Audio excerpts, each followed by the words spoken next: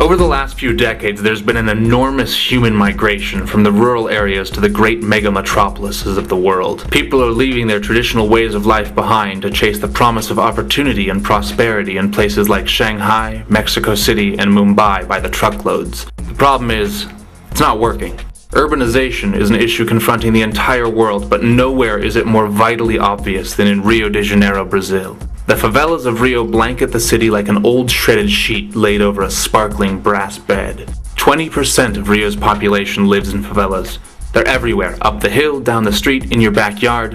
In 1960, there were 50 favelas in Rio. By 2000, there were around 500, and now, just 7 years later, that number has grown to over 750 favelas. The favelas of Rio are famous worldwide.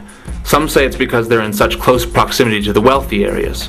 Some say it's because they occupy the beautiful hillsides and boast views of some of the world's most stunning coastline. Still others say it's because the favelas are the heart and soul of this electrifying city. I think it may be because the favelas and their relationship to Rio symbolize something much greater. They're a microcosm of the world as a whole. The favelas of Rio are the great petri dish of global social experimentation, and one doesn't need to look through a microscope to see that this species is evolving, and evolving fast.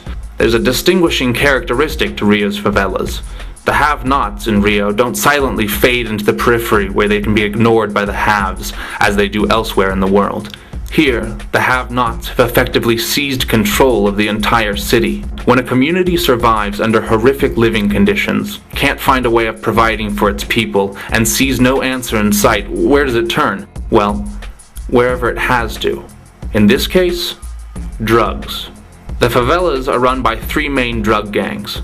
The gangs protect and provide for the people in the favelas while at the same time keeping them captive and exploiting them. The heads of these gangs are among the most influential people in Rio. They control the money, the power, and most importantly, they control fear. They control the money through a $3 to $10 million a month drug trade. They control the power by working with a network of corrupt policemen and politicians.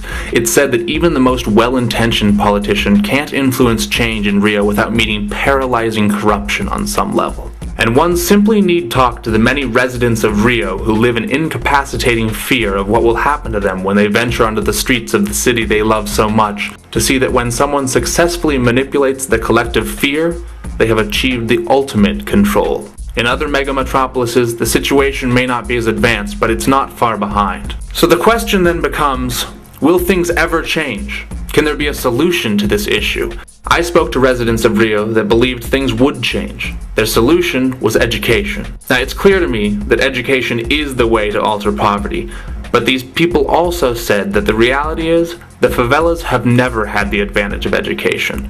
The education they do have is by and large not good. And when pushed, they admitted that they didn't foresee that changing anytime soon. The optimists I spoke to didn't seem to have much of a plan other than optimism itself. The self-described realists of Rio are doubtful that the issues facing the favelas can ever be effectively addressed by the government. They believe things may be beyond repair. They believe that change will come, but that it will be through a revolution led by the favelas. And they don't foresee that revolution being particularly peaceful. The history of the world supports the notion that social evolution does not come easily. Perhaps a revolution of massive proportion, the scale of which I've yet to experience within my lifetime, is the only thing that can change the exponentially expanding problem of poverty and urbanization. It was important to me to see the favelas of Rio because they're so widely talked about throughout the world. It was important to me because they're such an integral part to the culture of this incredible city. But mainly it was important to me because I believe that it is here in the favelas that the next chapter in the history books of the world will be written.